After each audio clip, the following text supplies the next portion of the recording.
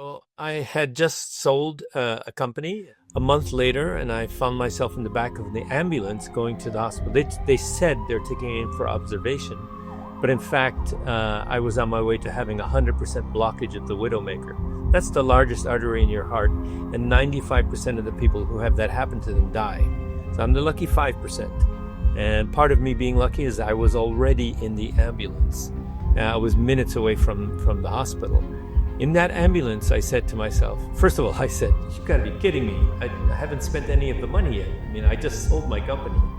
And but the second thing I said, no, I'm not going. I still have stuff to do. The recovery room, fresh.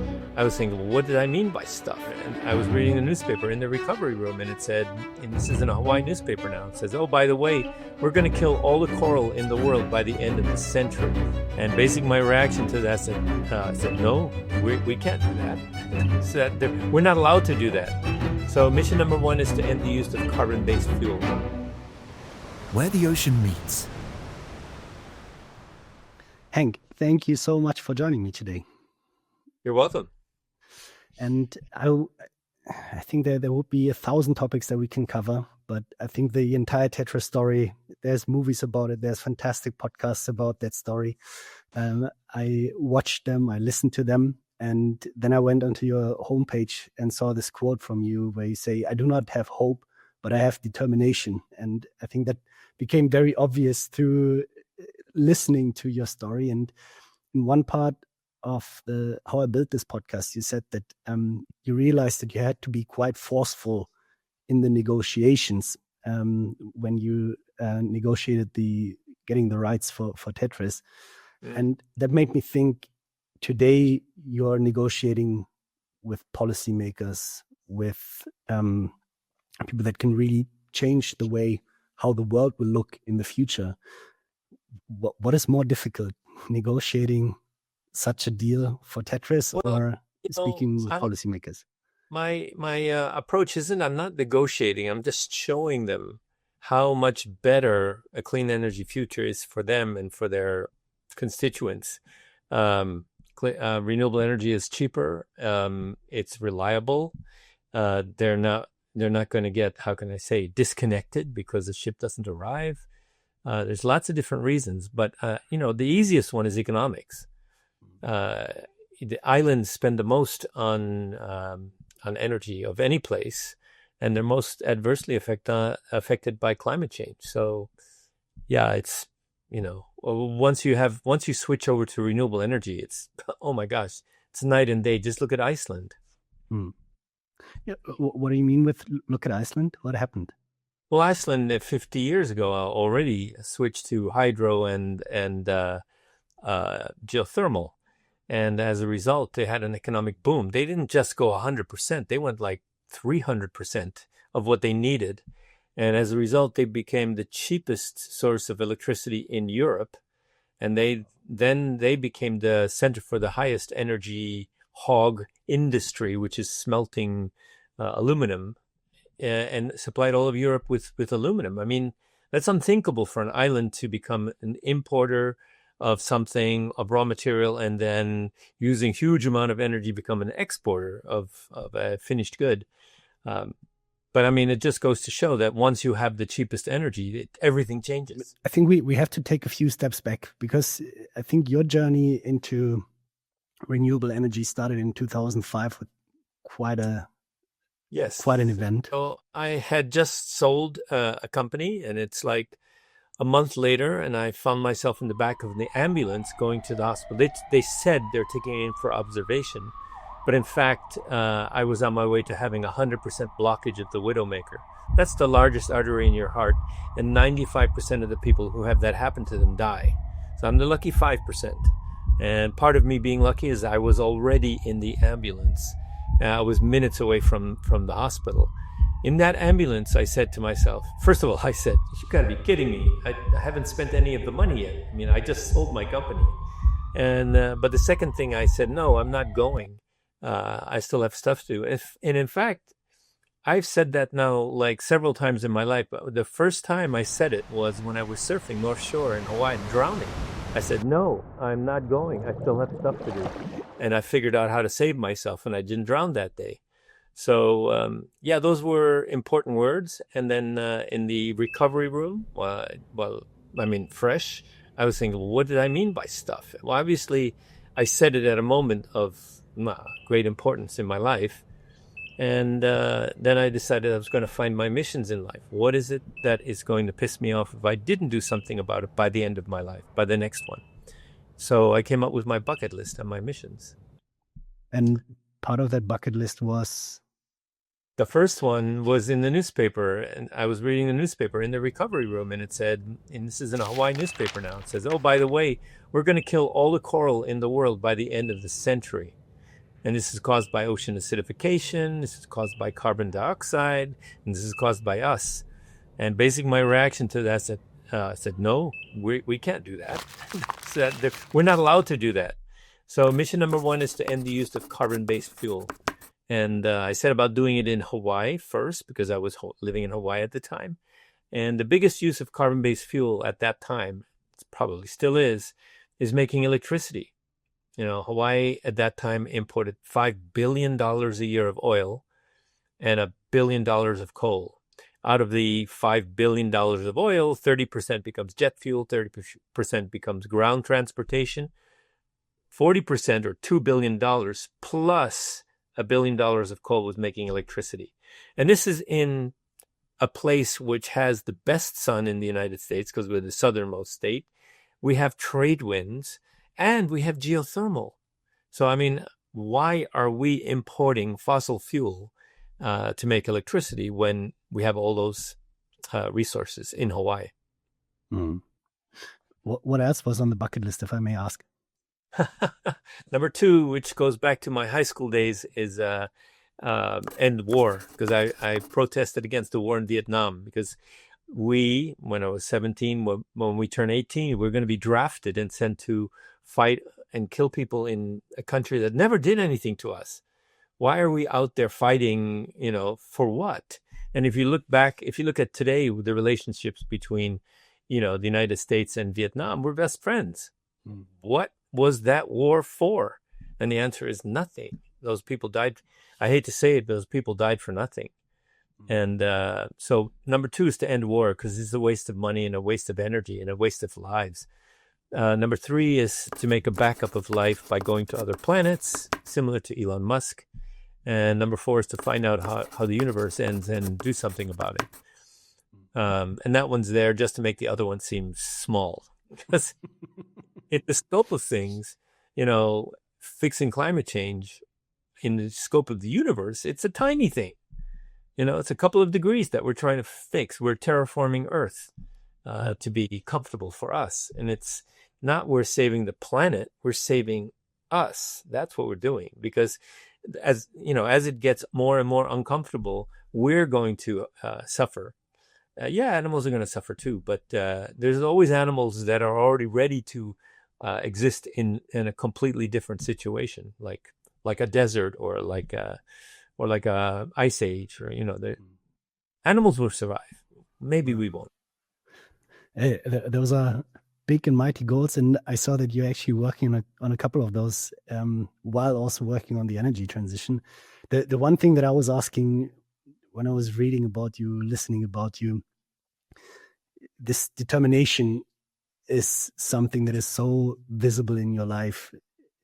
Did you learn that? Were you born with that? Did you ever discover where that is coming from? No, it seems to be hard for you to accept the no. Huh?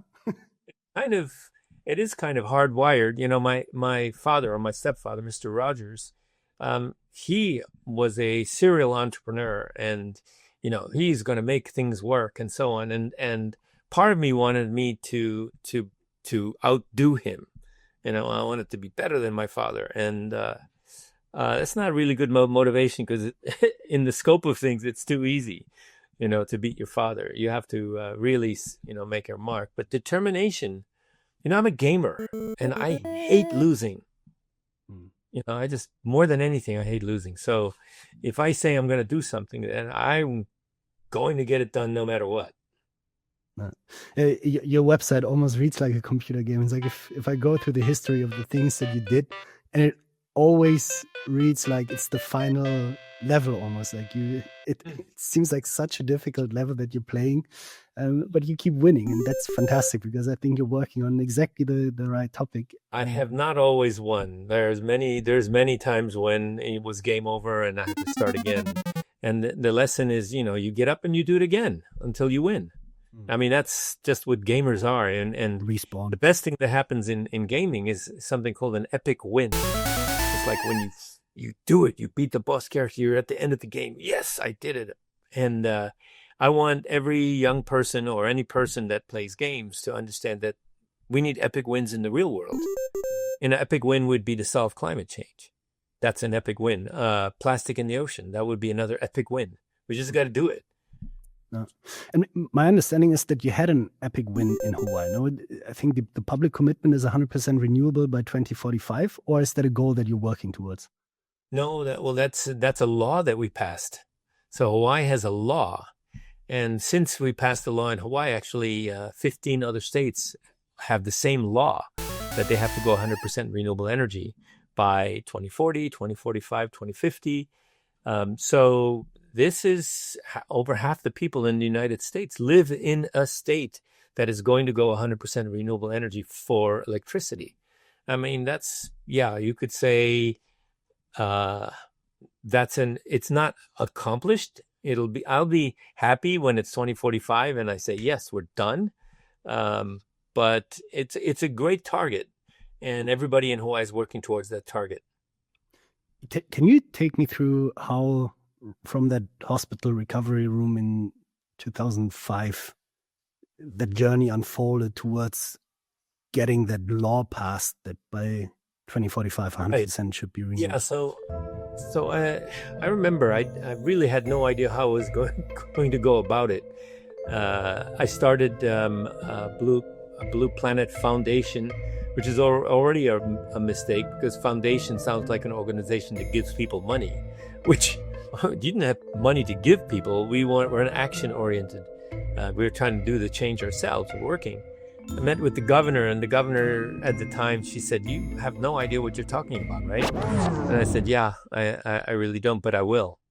I may not know it now, but I will know it." And so we tried everything. In the beginning, we were just thinking about getting public awareness on our side. And we were actually thinking about doing a concert and bringing Paul McCartney to Hawaii and, making a big splash. But then, fortunately, Al Gore did his concert that went around the world. And then I came to the realization, like a lot of people had a good time and that was it. It didn't actually lead to anything, maybe it did. Who knows? But I mean, it wasn't something like a steady change in the right direction. So we pivoted and we started thinking about what are we going to do to actually end the use of carbon-based fuel in Hawaii. And we decided that we're going to, how can I say, lobby and create this law. And so that was when I started Blue Planet Foundation was 2008, I think. And when we passed the law was 2015. So it took a number of years, but it was much faster in other states. Once it's been done somewhere, then it becomes much easier. They just copy and paste, so to speak, on the legal side. No. I think Hawaii is also quite a fruitful soil for such an idea. At least this is how I experienced Hawaii, is that people really value their islands and value nature around them, at least the people that I met. There's probably also others on the island, but yeah, no, it's probably every island is like that. When you're an island person, you have limited resources, and whatever nature you have on your island is really precious. And so island people generally are more in touch, with what's going on their island and what's going on in the ocean around their island. So with my new organization, the Blue Planet Alliance, what we do is we bring island countries to Hawaii. Well, islands and countries. We've now done a bunch of countries too. We're up to 45 jurisdictions that we brought to Hawaii. When we bring them to Hawaii, we bring 4 people. We bring someone from the government, someone from the utility, someone from the regulatory agency, and someone from the community. So 4 people. And we keep them for a week. A couple of days they meet everybody who was part of the transition in Hawaii from it's impossible to, of course we're doing this. I think that's the bigger accomplishment, is that we changed everyone's thinking from it's impossible to fix this to, yes, we're doing this. And so we do every 6 months, we do 8 to 10 countries or jurisdictions at a time. And we bring them to Hawaii. So 2 days where they're listening and asking questions. Then 1 day while we drive them around, show them all the renewable energy. Then 1 day when they work together, all those 4 people from each country, they work together to make a plan for their home country. How are they going to go 100% back home? And then on the last day, they each present to all the other group how they're going to do it. And so that's what we do. And 45 jurisdictions, including countries. I mean, we've got Haiti, Dominican Republic, we've got Papua New Guinea, Suriname, Belize, Panama, and Costa Rica. Mm-hmm. So I mean, that's already 7. Not really islands, but we've got a lot of islands in there as well. And what are the main objections that governments have, or that these groups of people have, when they first come to visit Hawaii, when they are in the mindset of, I don't think. Yeah, in general, it's where we're going to get the money to do this. We don't have the land to put up so much solar, blah, blah, blah. I mean, there's all these different reasons. I mean, each one has a different reason. A lot of times there is somebody or some family or whatever who's making a huge amount of money by importing oil or, carbon-based fuel, and they have a lot of political power. So you're fighting against, serious political power on the other side. In Hawaii, it was a little bit easier because there's no one single organization that makes the money off of the oil. There are many different sources for oil. And coal. So that it means there's no single person that's going to fight us. Now, in the beginning, when we were trying to pass the law, it was the utility that was fighting us, which is the biggest company in Hawaii, the electric company. But they were doing it because their engineers told them that they couldn't do it. So it was like, how can we do this? But then when we passed the law, they actually said to their engineers, we have to do this. Go think about it. And then 6 months later, they came up and said publicly, we figured it out. We can do this. And we can do it by 2040. It's like, what the hell? You never bothered thinking about this before. So that's what gave me the hint that, by passing a law that forces everybody to think about it. And if you think about it, then you realize that you can make more money. We changed the business model of the utility so they make more money by switching to renewables. They went from being our worst enemy to our best friend. Today, when you talk to the utility, they sound just like us. It's great. And, after 10 years, it's 2025, we're at 38% renewable energy now in Hawaii. So we're on the way. For people that are not that familiar with the issues that small island nations or island nations in general face, why is energy such a big topic on islands compared to other parts of the world? Well, just think of this. It's 1.5 million people plus tourists plus military in Hawaii that are spending $6 billion a year on fossil fuel. That is not small money. That means that electricity is the highest cost of any place on islands. And the farther your island gets from the source, the more expensive it becomes. So we pay in Hawaii up to 50 cents per kilowatt hour. And, on the mainland, you can have 6 cents or less per kilowatt hour. How can you run a business when your energy cost is so high? And basically, we make most of our money by tourism. And most islands are like that. So these tourists like to be in air-conditioned hotel rooms. And so we're spending like 40% of the electricity on the big island of Hawaii goes to cooling tourists. And we depend on the tourists. So, that is a huge cost. It makes the cost of living in Hawaii or any island super expensive. It means that salaries are low, rents are high. It's just very difficult. So as a result, many young people have to leave. They can't find a way to make a living on their island.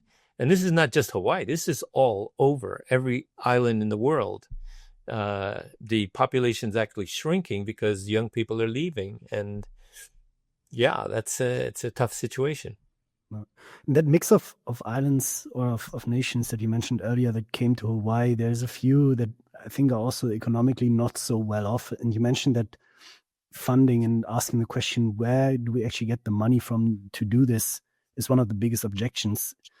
It's one of the biggest objections, but it's not really an objection. It's just because they don't know how to do it.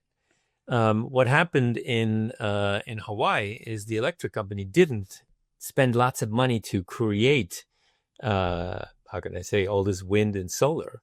They just put out RFPs, requests for proposal, for other companies to come in and develop wind and solar, and they would buy the electricity from them. That's called a power purchase agreement.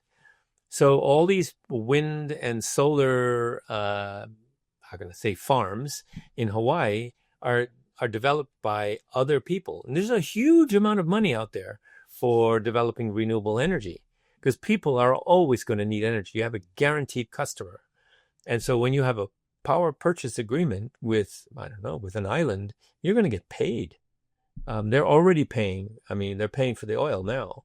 And so in the old world, the utility on Oahu was basically buying oil 25 cents per kilowatt hour. That's their cost. And their business model is 10% on the price of oil. When they put off a PPA for renewable energy, wind and solar came in at 8 cents per kilowatt hour. And if you add batteries, it's up to 12 cents. That's half the cost. So we said, okay, we changed the business model. You can make more money by switching to renewables.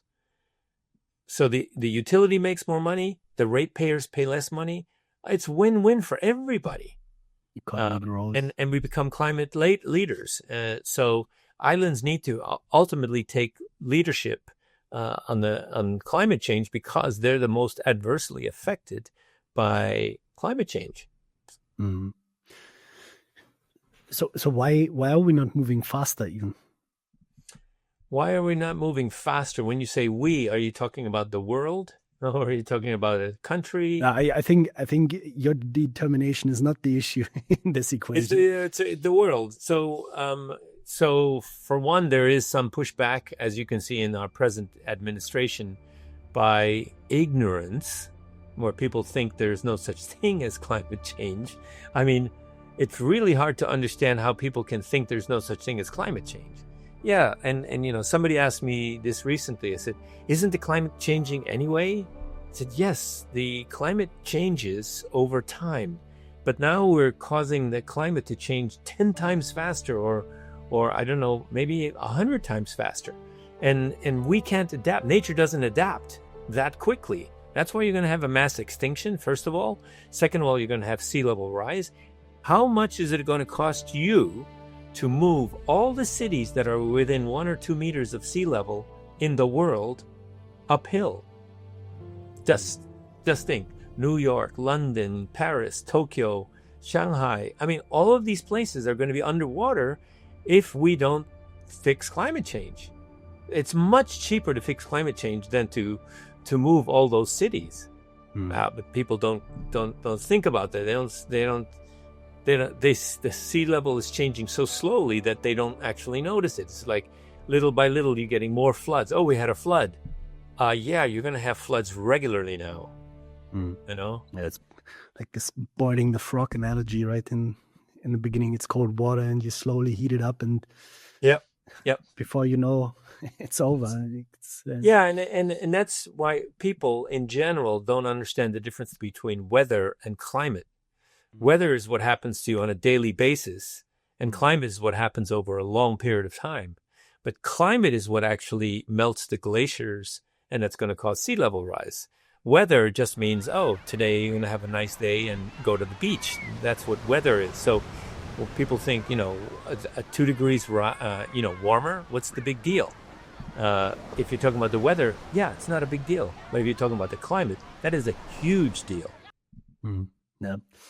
And I think last year you merged Blue Planet Foundation into the Blue Planet Alliance. Yeah, we're still in the process. It is a bureaucratic nightmare involved in that. And it's, most of Blue Planet Alliance, what we do, I moved to New York thinking that I was going to work with the United Nations. And I do. But we still do way more work based in Hawaii, bringing islands to Hawaii. So then there's no real reason for us to have two organizations. The original organization, Blue Planet Foundation, was to end the use of carbon-based fuel in Hawaii. And then Blue Planet Alliance is doing it for the rest of the planet. But we're doing the same thing. And so rather than have two organizations with two different management structures and boards of directors, we decided merging it would be easier. So the goal stays the same. The goal stays the use of fossil fuel. Well, the target. So in fact, what happened was, there's the Blue Planet Foundation, which is targeting the U.S., and the Blue Planet Alliance, which is targeting everything outside. It's why have those jurisdictions? No. There's no borders for climate, right? Yeah. I do meet people regarding coral restoration, and they're working very hard to get reefs to come back and so on and so forth. And I was recently in Fiji, and I saw a reef that was restored. How did they restore it? They convinced the local people not to fish in this area. That's the biggest change that you could do, is leave the fish. The fish eat the algae. And if you don't have fish eating the algae, then the coral gets drowned by the algae. I mean, it's very, very simple.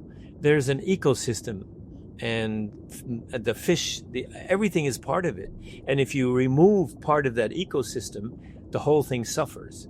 So that's one. But the other thing is, we can restore all the coral in the world, and at the end of the day, if the ocean becomes too acidic, we will lose all the coral in the world.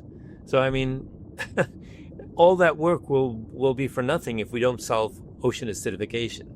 So, and carbon dioxide is not only bad for ocean acidification, it's also bad for the climate. I mean, the whole thing, global warming, greenhouse gas, and all that. So I might as well just take on the big problem, because everybody is looking at the little problems and try to solve something somewhere. But if we don't solve the big problem, then everything else, all that work is for nothing. So I think by fighting for the biggest problem, that's what we should do.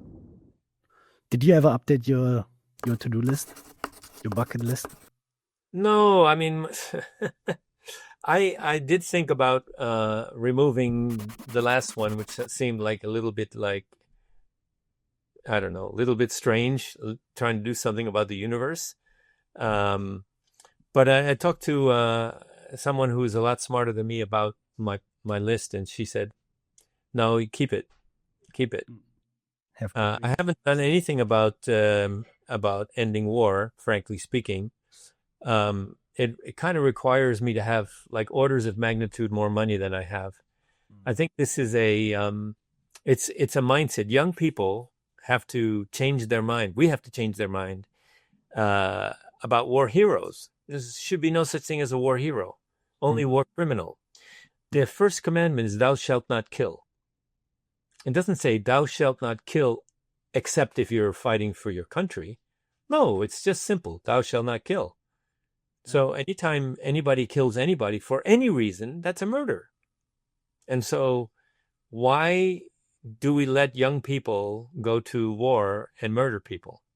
I mean, it's criminal for us old people to send them there, and it's criminal for them to go there and do it. So if we have a generation at a certain point saying, no, I'm not doing this, I'm not going to war anymore, That's it. And when that happens, old people say, "Hey, go fight." No, no, no, no. I'm not going to fight.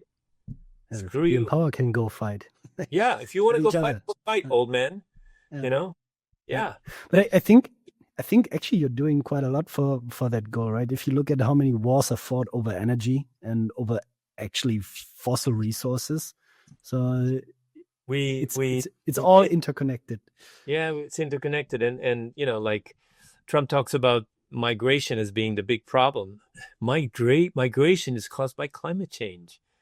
Hello, if you can't grow food, then you have to migrate. This is the history of the human race, is we've always migrated to places where and fought over places where the ground is more fertile, where there's enough rain, where we can make enough food. And so if you like destroy somebody's ability to grow food, they have to move. And it happens everywhere in nature. It happens everywhere, yes. I just spoke to Jodie Rumer. She's a marine biologist, and she told me about how fish are migrating towards the poles, basically from reefs that are getting ever hotter. Or wine. It's no longer California. It's moving into Oregon and Washington. It's moving north. Then it used to be France. Now it's England. Part of your bucket list is even moving further north to the moon. And I don't necessarily want to speak too much about space, but one recurring theme when I speak to people that really get invested into the ocean is that at some point in their life, they were really fascinated with space and basically also realized that we have a completely unexplored ecosystem right at our front door, right where the ocean meets the sand. I'm really good friends with Sylvia Earle. She's... and we call her deepness. She's been fighting for the ocean her entire life. But space, where's the connection? Well, for one, every person that's ever gone to space and looked back on the Earth has the overview effect, which is, like people just don't realize how fragile this planet is and how thin the atmosphere is. And like, we are messing around with the planet, with the planet's ability to sustain us. And so by going to space, we realize this. And if you spend time on the moon or Mars, are you kidding me? That is like the extreme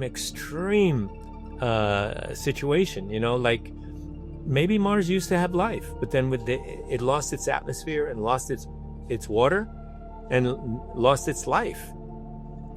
Are we really ready to mess around with the Earth on that level? The answer is no, we shouldn't be. And so if we learn how to survive, there's been no colony that ever existed that waited for resupply from the home colony. So if we're going to colonize Mars or wherever, we have to learn how to live there. Off the land, live off the land, get our own energy, get our own food, get our own water, get everything. If we can do it there, all that technology that we learn about living out there will be useful on Earth. We have to, we have to learn how to live. And well, part of it is adaptation. I don't like to think about the adaptation side of it. But I mean, it's something that we're facing because there's already so much carbon dioxide in the atmosphere that it's going to take a long time for us to get back to where it should be or where it used to be. So we're going to have to adapt to the world as it is now. All the fires, the hurricanes, the floods, those things are going to happen regularly for the next, I don't know how many decades until we figure out how to fix it. Well, I mean, as we speak, Jamaica just got devastated, basically. Yep. And yes. And there was one element that I wanted to touch on. Coming back to this initial quote of "I do not have hope, but I have determination." I think the example of Hawaii does give me personally hope. Is it true that you don't have hope? How do these communities react when they see this change happening? What is the human element in all this? Can you share more success stories? The human element. So, there's a reaction that people have. Why do people drown? They drown because they panic, and then they don't know what to do, then they basically go into inaction, and inaction doesn't help you swim; it makes you drown. And so I think a lot of people go into this inaction phase by looking at the problem, saying it's so big I can't do anything about it. Well, that's not true. That is absolutely not true, because we have done unthinkable things in history. And if you look at World War II, we went from biplanes to jet planes. We invented missiles, cruise missiles, radar, sonar, and the atom bomb in 5 years using 1940s technology to win that war. And this is 2025. Are you kidding me? There ain't nothing we can't do. I mean, we have all the technology, we have all the money. All we're lacking is the willpower. And so that's the human element. I think that's the most powerful energy source in the world, is willpower.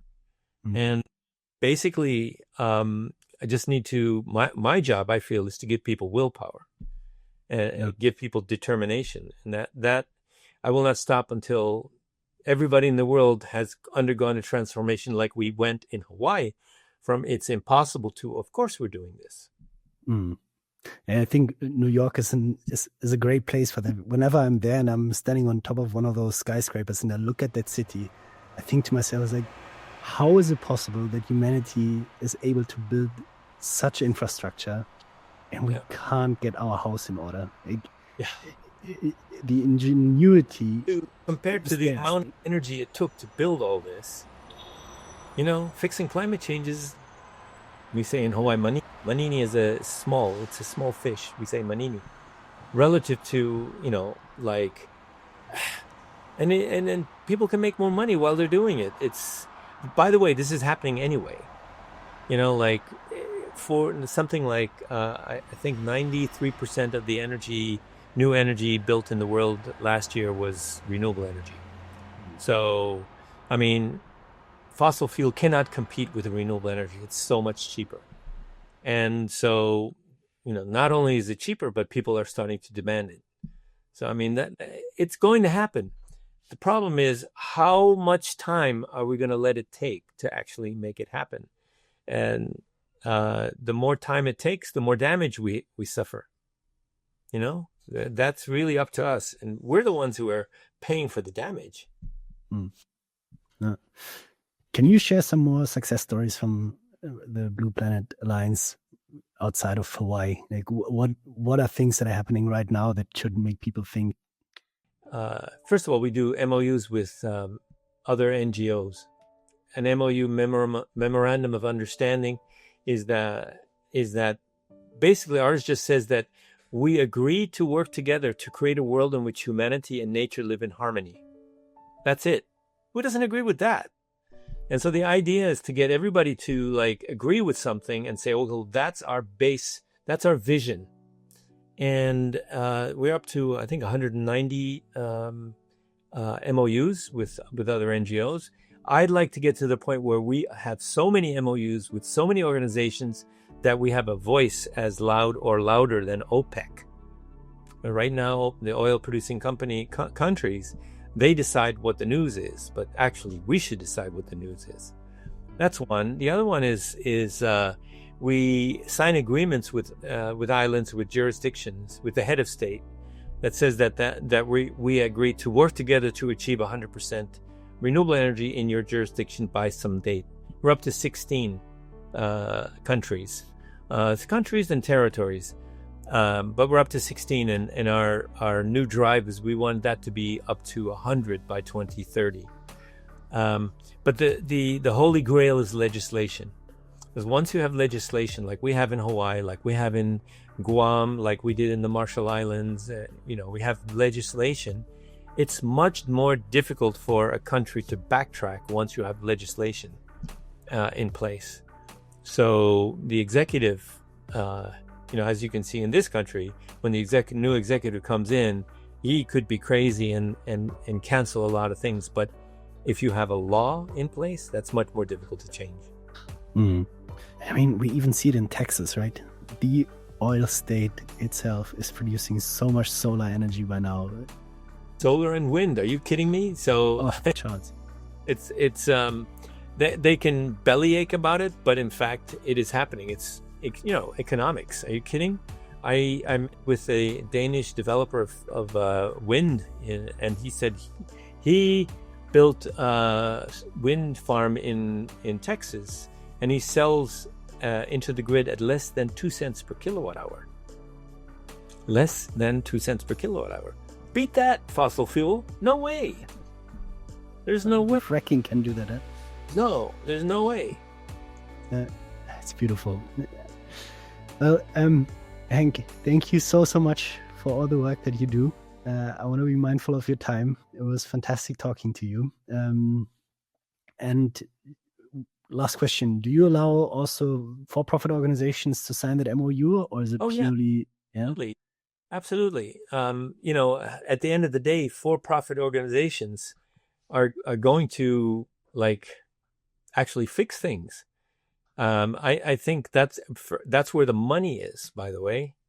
When I say there's enough money to make all this change, this is in the for-profit world, and money not only in the companies, but how much money they've taken off the table, meaning that they've already earned this money and it's just sitting somewhere. My advice is, do not die with your money. Use it to do something, fix the planet, or fix the social injustice, whatever it is that you don't like about the world. Fix plastic in the ocean. I don't care what your deal is. Do something. And I don't want you to just throw money at it. I want you, as someone who's achieved something, to use your energy, your ability to make that happen. So again, don't die with your money. Sorry, I have to ask one more question.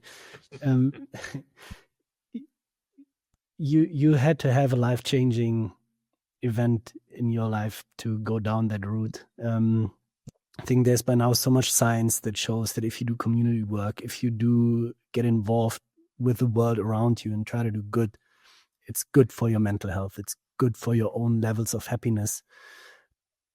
Are you a different person today than before 2005 when you woke up in that recovery room? Yeah, I used to spend my energy making another computer game and making some more money. And now I spend my time figuring out another way to move the needle on climate change. So it didn't change my drive. I just moved my drive from making computer games to fixing the climate, to something else. That's, it's hard to change someone's personality once. And a lot of people that are successful, they sell their company and say, okay, I made my money, so now I'm going to go and live in a gated community and play golf.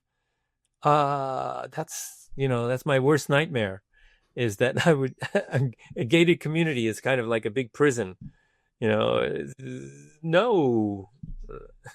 There's stuff to fix. Go and do something with your life. And you see, when they stop working, a lot of people just go down because they lose their meaning. And you once you're done, when you're retired, move your meaning to something else. Otherwise, you're just going to fade away. And you can't just play golf and drink with your friends for the rest of your life. It's not a good idea. Rather play a round of Tetris at the end of the night to calm down. 5 minutes. 5 minutes, just 5 minutes.